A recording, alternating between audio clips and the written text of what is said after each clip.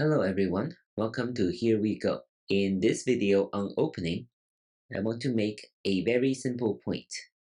Avoid the first and second lines in your opening moves. So what's the first line?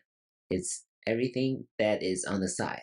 All these moves are on the first line, like this. Right? Everything that's on the side. These moves would make no sense at the beginning of a game because they do not hold any territory and they have no influence toward the center, and these individual stones are very short on liberties.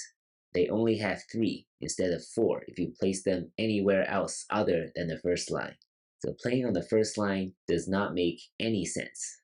There is no benefit to playing on the first line at the beginning of a game.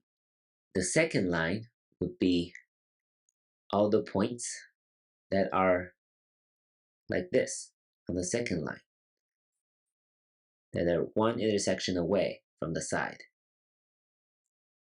Again, all these moves, of course, they're slightly better than playing on the first line, but they are still what we call too low. You're too close to the side. There is only one intersection below all these points, which means that the side territory they're claiming is only one intersection below them, and that is very slow and inefficient at the beginning of a game. Therefore, most of the opening moves you see are on the 4th or the 3rd lines. And that is why we play the star point or the 4-4 point to occupy the corner instead of the 2-2 or the 2-3 point. So you only see mostly 3-4 points like this and the 4-4 point, the star point.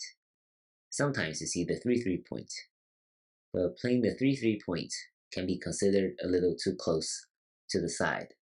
So once again, make sure you do not play on the second line unprompted at the beginning of a game. And we will encounter some moves on the second line in the next chapter on josekis.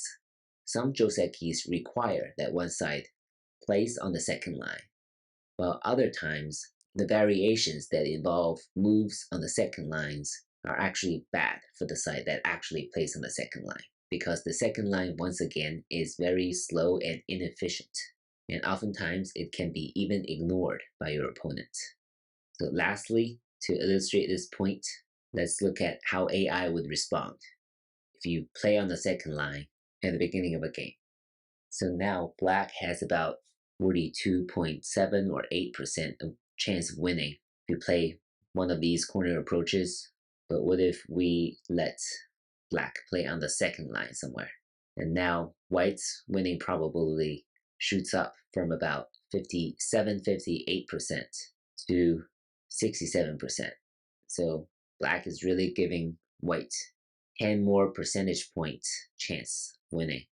What about here on the side, right? This is even worse, right? We're just giving away white's points because black's move is so inefficient. It doesn't really do much. And that is why the AI is saying white has a better chance of winning now. But if closer to the corner like this is slightly better, right? Because this is closer to our usual small knights approach. But still, it loses you points, and that's really unnecessary. Compared to number 2, number 5 is way too low. It's way too inefficient. That's why you do not play on the second line. What about this? Similarly, you're losing about 9 or 10 percentage points. This, see, these are pretty similar. This is about 10% chance that white will increase. Of course, the 3-3 point is totally legitimate. What about this? This is even worse, right? This is more than 10 points, probably 13 points that black is losing. All right, what about this 3-4 point? What if we play here? This terrible, terrible move that you can make, right? It's a 18-point drop. It's not even gonna be, I mean, it could live, but it's gonna be super small on the side, right? Because it won't be able to surround many intersections here on the side and in the corner. This is slightly, no, this is actually worse. right? So as you can see, these are all terrible moves on the second line.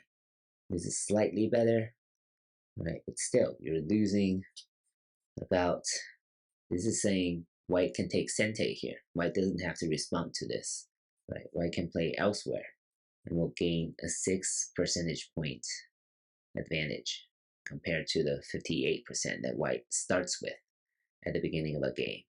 But this, right, similar stories. That gives you a sense of why you shouldn't play on the second line.